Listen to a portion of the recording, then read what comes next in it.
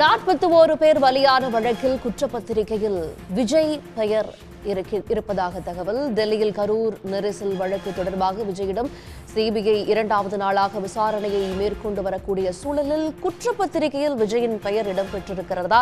தகவல்களை அறிவோம். நம்மோடு இணைந்திருக்கிறார் நமது சிறப்பு செய்தியாளர் ராமகிருஷ்ணன். குற்றப்பத்திரிகையிலும் விஜயின் பெயர் சேர்க்கப்பட்டிருக்கிறதா இந்த விவகாரத்துல? அதாவது வழக்கினுடைய விசாரணை இப்பதான் தொடங்கி நடைபெற்றுக் கொண்டிருக்கிறது. இந்த நேரத்தில் குற்றப்பத்திரிகை தயார் செய்யப்பட்டு விட்டதாகவும் குற்றப்பத்திரிகையில விஜயினுடைய பெயர் இருப்பதாகவும் கூறப்படுவது என்பது மிகப்பெரிய ஒரு கேள்விக்குறியை எழுப்பியிருக்கிறது. ஏனென்றால் விசாரணை என்பது ஏற்கனவே கடந்த டிசம்பர் மாதம் 29, 30 மற்றும் 31ஆம் தேதிகளில் 3 நாட்கள் அந்த கட்சியை சார்ந்த நிர்வாகிகளிடம் நடத்தப்பட்டது. அதை தொடர்ந்துதான் விஜயிடம் கடந்த 12ஆம் தேதி, ஜனவரி 12ஆம் தேதி சிபிஐ அதிகாரிகள் நேரில் அழைத்து விசாரணை நடத்தினார்கள். அன்றைய தினம் நடந்த விசாரணையின் போது பல்வேறு கேள்விகள் விஜயிடம் எழுப்பப்பட்டிருந்தாலும் அந்த கேள்விகளுக்கு சரியான பதிலை விஜய் கொடுக்கவில்லை. அதன் காரணமாகத்தான் இன்றைக்கு 2வது முறையாக அவரிடம் விசாரணை நடத்துவதற்கு முடிவு செய்யப்பட்டு சம்மன் அனுப்பப்பட்டது.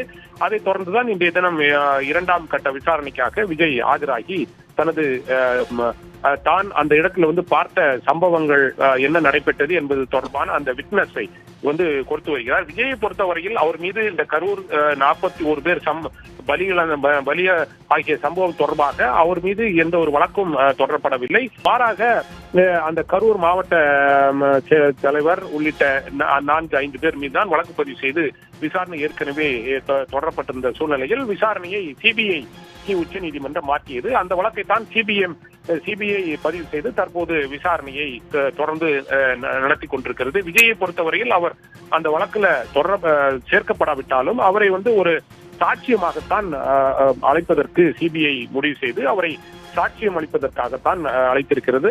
சாட்சியம் என்பது அந்த இடத்தில் என்ன நடைபெற்றது, ஏற்கனவே பலரிடம் நாங்கள் விசாரணை நடத்தியிருக்கிறோம், அந்த தகவல்கள் உண்மையா இல்லையா, உங்க கண்ணுக்கு எதிரே என்ன நடைபெற்றது, இந்த 41 பேர் பலியாயிருக்கிறார்கள், அந்த சம்பவம் உங்க கண் முன்னாடியே நடந்திருக்கிறது, நீங்கள் ஏன் அந்த இடத்திலிருந்து வெளியே உடனடியாக சென்றீர்கள், அந்த இடத்தினுடைய அந்த பொதுக்கூட்டத்தினுடைய கதாநாயகனாகவே நீங்கள் இருந்திருக்கிறீர்கள், அப்படி இருக்கும் பட்சத்தில் அந்த கட்சியினுடைய தலைவராகவும் நீங்கள் இருக்கிறீர்கள், அப்படி இருக்கும் பட்சத்தில் உங்கள் கண்ணுக்கு எதிரே நடைபெறுகின்ற ஒரு சம்பவம், அதிர்ச்சியூட்டும் ஒரு சம்பவம் நடைபெற்றிருக்கிறது, அந்த இடத்திலிருந்து நீங்கள் எப்படி அங்கிருந்து சென்றீர்கள், அது உங்களுக்கு கவலை அளிப்பதாக தெரியவில்லையா, ஏன் உடனடியாக நடவடிக்கை எடுக்காமல் அங்கிருந்து அவசரமாக சென்றீர்கள், காலதாமதம் ஏற்படுவதற்கு ஏன் காரணம், அதாவது நீங்கள் வருவதற்கு ஒரு நேரம் கொடுக்கப்பட்டிருக்கிறது, குறிப்பாக 3 மணி என்றால் அந்த 3 மணிக்கு வராமல் நீங்கள் 7 மணி நேரம் காலதாமதமாக அந்த இடத்திற்கு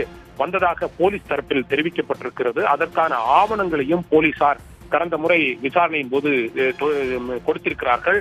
அது மட்டுமல்லாமல் உங்களுடைய வாகனம் எங்கெல்லாம் சென்றிருக்கிறது, எந்த நேரத்தில் அந்த இடத்தில் வந்திருக்கிறது, 7 மணி நேரம் காலதாமதமாக வருவதற்கு என்ன காரணம், இது போன்றெல்லாம் போலீசார் ஏற்கனவே பல்வேறு ஆவணங்களை கொடுத்திருக்கிறார்கள். உங்களது வாகனம் வந்து கொண்டிருக்கும் போது போலீசார் ஏற்கனவே உங்களை எச்சரித்திருக்கிறார்கள், நீங்கள் தற்போதைய சூழ்நிலையில் அந்த இடத்திற்கு செல்ல வேண்டாம், அங்கு அனுமதிக்கப்பட்டதை விடவும் ஏராளமான பல்லாயிரக்கணக்கான உங்களது தொண்டர்கள் அந்த பகுதியில் குழுமி இருக்கிறார்கள், அங்கு சென்றால் சட்ட ஒழுங்கு பிரச்சனை ஏற்படும் என்று ஏற்கனவே உங்களிடம் எச்சரித்திருக்கிறார்கள், உங்களது கட்சியினுடைய நிர்வாகிகளிடம் எச்சரிக்கை விடுக்கப்பட்டிருக்கிறது போலீசாரால். ஆனால் அதையும் பொருட்படுத்தாமல் நீங்கள் அந்த இடத்திற்கு ஏன் சென்றீர்கள் என்றெல்லாம் கேள்விகளை எழுப்பியிருக்கிறார்கள் இன்றைய தினம். ஆனால் கடந்த முறை விசாரணையின் போது விஜயிடம் ஏன் காலதாமதம் ஏற்பட்டது என்று சிபிஐ அதிகாரிகள் கேட்டபோது அந்த இடம் என்பது, அங்கு செல்லும் இடம் என்பது, சாலைகள் என்பது சிறிய குறுகிய சாலைகளாக இருக்கிறது, அந்த வளைவு நுழைவை அந்த வளைவு சாலைகள் வழியாக அங்கு செல்வதற்கு காலதாமதம் ஏற்பட்டிருக்கிறது என்றெல்லாம் விஜய் தெரிவித்திருக்கிறார். ஆனால் அதை நம்புவதற்கு சிபிஐ அதிகாரிகள் தயாராக இல்லை. ஒரு இடத்திற்கு செல்ல வேண்டும் என்று ஒரு டைம் கொடுத்திருந்தால் அந்த இடத்திற்கு செல்ல வேண்டும், அனைத்து அம்சங்களையும் கருத்தில் கொண்டுதான் போலீசார் அதற்கான அனுமதியை வழங்கியிருப்பார்கள். அனுமதி வழங்கப்பட்ட அந்த நேரத்திற்கு நீங்கள் ஏன் செல்லவில்லை, இதில் ஏதோ உள் காரணம் இருக்கிறது என்றெல்லாம் சிபிஐ அதிகாரிகள் அவரிடம் கேள்வி எழுப்பியிருக்கிறார்கள். ஆனால் அவர் அன்றைய தினம் தெளிவான ஒரு பதிலை சொல்லாத ஒரு காரணத்தால் இன்றைய தினம் மீண்டும் அதே கேள்விகளை நீங்கள் கூறுங்கள், அதற்கான ஆவணங்களை நீங்கள் சிபிஐயிடம் சமர்ப்பிப்பீங்கள் எல்லாம் சிபிஐ அதிகாரிகள் தெரிவித்திருக்கிறார்கள். விஜயை பொறுத்தவரையில் இன்றைய தினம் தெளிவான ஒரு பதிலை அவர் தெரிவிக்கப் போகிறாரா? ஏற்கனவே போலீசார் கொடுத்திருக்கின்ற அந்த ஆவணங்களின் அடிப்படையில் தான் இன்றைய தினம் விசாரணையை சிபிஐ அதிகாரிகள் விஜயிடம் நடத்த இருக்கிறார்கள்.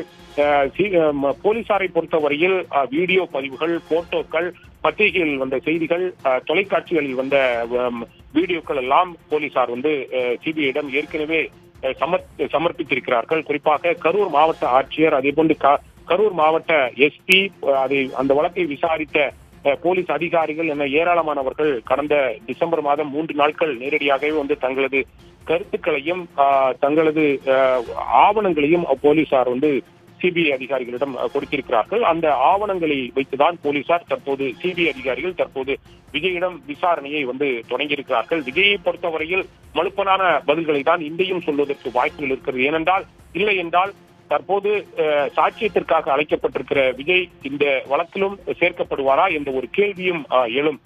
எனவே விஜயை பொறுத்தவரையில் இன்றைக்கு தெளிவான பதில்களை சொன்னால் மட்டுமே சிபிஐ அதிகாரிகள் இன்றைய தினம் இந்த வழக்கினுடைய விசாரணையை முடித்துக் கொள்வார்கள். இல்லை என்றால் நாளையும் இந்த வழக்கினுடைய விசாரணை என்பது தொடர்ந்து நடைபெறும். குற்றப்பத்திரிகையை பொறுத்தவரையில் குற்றப்பத்திரிகை இதுவரை தயார் செய்யப்படவில்லை. ஏனென்றால் விசாரணை என்பது தற்போதுதான் துவங்கி இருக்கிறது. சிபிஐ குற்றப்பத்திரிகை என்பது பிப்ரவரி மாதம் கண்டிப்பாக தாக்கல் செய்வதற்கு அதிக வாய்ப்புகள் இருக்கிறது. ஏனென்றால் உச்சநீதிமன்றத்தினுடைய உத்தரவின் பேரில் தான் இந்த சிபிஐ விசாரணை என்பது நடைபெற்றுக் கொண்டிருக்கிறது. ஓய்வு பெற்ற நீதிபதி இவர்கள் சிபிஐ அதிகாரிகள் இந்த வழக்கினுடைய விசாரணை தொடர்பான அனைத்து தகவல்களையும் அவரிடம் தெரிவிக்க வேண்டும். அதற்கு பிறகுதான் சிபிஐ குற்றப்பத்திரிகையை தாக்கல் செய்யும். ஏற்கனவே பலர் மீது வழக்குகள் பதிவு செய்யப்பட்டிருந்தாலும் அவர்களுடைய பெயர்கள் தான் பத்திரிகையில் வரும். ஆனால் விஜயினுடைய பெயர் குற்றப்பத்திரிகையில் வருமா என்பது மிகப்பெரிய ஒரு கேள்விக்குறி. ஏனென்றால் அவர் விட்னஸ், சாட்சியத்திற்காக தான் அழைக்கப்பட்டிருக்கிறார். சாட்சியத்திற்காக அழைக்கப்பட்ட ஒருவர் குற்றப்பத்திரிகையில் அவரது பெயர் வருமா என்பது நாம் பொறுத்திருந்தான் பார்க்க வேண்டும். ஏனென்றால் அரசியல் காரணங்களுக்காக விஜயினுடைய இந்த விசாரணை கோணம் செல்லுமா அல்லது முழுமையான விசாரணை மட்டும்தான் இதில் நடைபெறுமா என்பதை நாம் பொறுத்திருந்தான் பார்க்க வேண்டும். சாட்சியத்திற்காக விஜய் அழைக்கப்பட்டு விசாரணை நடைபெற்றுக் கொண்டிருந்தாலும் அவரை சுற்றி பல்வேறு கேள்விகள் அடுக்கடுக்காக வைக்கப்பட்டிருக்கிறத பார்க்கிறோம். அது இந்த கூட்ட நெரிசலுக்கு விஜயனுடைய தாமதமும் காரணம் என்பதை மையப்படுத்துவதாக இருக்கிறது. இதனால குற்றப்பத்திரிகையில ஒருவேளை பிப்ரவரி மாதம் தாக்கல் செய்யப்படும் பொழுது விஜய் சேர்க்கப்படுவாரா அப்படிங்கிற கேள்வி அது ஒரு புறம் எழுப்புறத பார்க்கிறோம். இதில் சரியான பதில் கொடுக்கவில்லை, முன்பு கேட்டதற்கான ஆவணங்கள் சமர்ப்பிக்கப்படலைன்னா இன்று மீண்டும் விஜயிடம் மேலும் விசாரணைகள் இது தொடர்பாகவே நடத்தப்படுமா? நாளையும் இது தொடருமா? கண்டிப்பாக. அதாவது குற்றப்பத்திரிகை என்பது தெளிவாக நாம் புரிந்து கொள்ளணும். விசாரணை முடிஞ்சதுக்கு பிறகுதான் அந்த குற்றப்பத்திரிகை என்பது தயாராகும். அதுல யார் யார் பேரை சேர்க்கணும், ஏற்கனவே அந்த கட்சியை சார்ந்த மூத்த நிர்வாகிகளாக இருக்கின்ற புசி ஆனந்த், அதே போன்ற ஆதவ் அர்ஜுனா, அந்த கரூர் மாவட்டத்தினுடைய நிர்வாகி உள்ளிட்டவர்கள் மீது ஏற்கனவே வழக்கு பதிவு செய்யப்பட்டிருக்கிறது. அவர்களுடைய பெயர்கள் என்பது கண்டிப்பாக குற்றப்பத்திரிகையில வருவதற்கு அதிக வாய்ப்புகள் இருக்கிறது. ஆனால் விஜயை பொறுத்தவரையில் இந்த வழக்குல சாட்சியத்திற்காகத்தான் அழைக்கப்பட்டிருக்கிறார். போலீசார் கொடுத்திருக்கின்ற அந்த ஆவணங்கள், அதே போன்று தாவேகாவினுடைய கட்சியினுடைய மூத்த நிர்வாகிகளிடம் நடத்தப்பட்ட விசாரணை, அவர்கள் கொடுத்திருக்கின்ற அந்த ஆவணங்கள், விஜய் தான் அந்த பொதுக்கூட்டத்தினுடைய கதாநாயகனாக இருக்கிறார். அவர்தான் அந்த மேடையில் பேசியிருக்கிறார். அவருடைய கட்சியின் சார்பில் தான் அந்த கூட்டம் என்பது அந்த இடத்தில் நடந்திருக்கிறது. விஜய் அந்த வேன் மேல பேசியிருக்கிறார். மேல பேசும்போது அங்கு என்ன நடைபெறுகிறது என்பது தெள்ளத் தெளிவாக அவருக்கு தெரிந்திருக்கிறது. ஏனென்றால் கூட்ட நெரிசல் ஏற்பட்டிருக்கிறது. கூட்ட நெரிசல் அவருக்கு முன்னாதான், அவருக்கு கண் எதிரே தான் நடந்திருக்கிறது. ஏன் அந்த கண் எதிரே ஒரு சம்பவம் நடைபெற்றிருக்கிறது, அதை ஏன் தடுக்க நீங்கள் தவறினீர்கள்? நீங்கள் ஒரு தண்ணீர் பாட்டிலை எடுத்து ஒரு சிலருக்கு வீசியிருக்கிறீர்கள். இது ஒரு கூட்ட நெரிசலை ஏற்படுவதற்கு ஒரு காரணமாக இருந்திருக்கிறது. இது மட்டுமல்லாமல் அந்த கூட்டத்தை ஏற்பாடு செய்தவர்கள் அங்கு வந்த மக்களுக்கு தேவையான அடிப்படை வசதிகளை செய்து கொடுக்காததும் ஒரு காரணமாக இருக்கிறது. ஏனென்றால் விஜய் 3 மணி அல்லது 4 மணிக்கு வருவதாக தெரிவித்திருந்தாலும் காலையிலிருந்து அந்த பகுதியில் ஏராளமான தொண்டர்கள் வந்து குவிந்த வண்ணம் இருந்திருக்கிறார்கள்.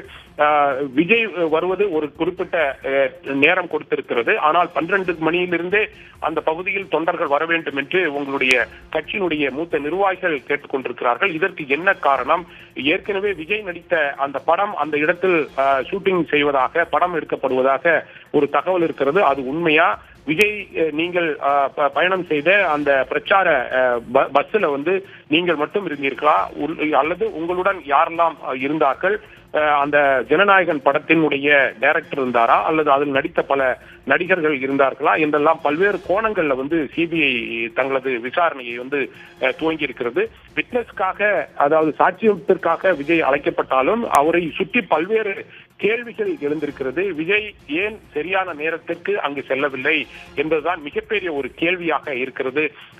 அவர் காலதாமதமாக அங்கு சென்றதன் காரணமாகத்தான் கூட்டம் அதிகமாக மக்கள் அங்கு அவரை பார்ப்பதற்கு வர தொடங்கி இருக்கிறார்கள். ஏற்கனவே மக்கள் தண்ணீர் குடிக்க முடியாமல், போதிய தண்ணீர் வசதி இல்லாமல், குடிப்பதற்கு கழிப்பிட வசதிகள் இல்லாமல், வெயிலின் தாக்கத்தாலும் மக்கள் அங்கு பலர் மயங்கி விழுந்திருக்கிறார்கள். உங்கள் கண் முன்னே அதை நீங்கள் பார்த்திருக்கிறீர்கள். அந்த பார்த்த போதும் ஏன் நீங்கள் அதற்கு தேவையான நடவடிக்கைகளை ஏன் எடுக்கவில்லை? கட்சி நிர்வாகிகள் அல்லது அங்கிருந்த உங்களுடைய கட்சிக்காரர்கள் ஏன் அவர்களுக்கு உதவவில்லை? இது போன்ற பல்வேறு கேள்விகளை எல்லாம் சிபிஐ அதிகாரிகள் விஜயிடம் எழுப்புகிறார்கள்.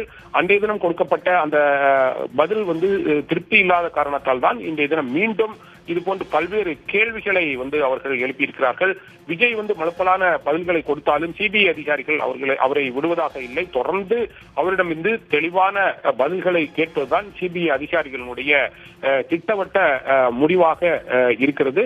இன்றைய தினம் விஜயினுடைய பதிலை பொறுத்துதான் இந்த விசாரணை என்பது இன்றையோட முடிவடையுமா அல்லது நாளையும் தொடருமா என்பது தெரிய வரும். குற்றப்பத்திரிகையை பொறுத்தவரையில் இந்த விசாரணையினுடைய முடிவில் தான் விஜயினுடைய பெயரையும் அந்த குற்றப்பத்திரிகையில் சேர்க்க வேண்டுமா என்பது தொடர்பான முடிவுகளை சிபிஐ அதிகாரிகள் எடுப்பார்கள்.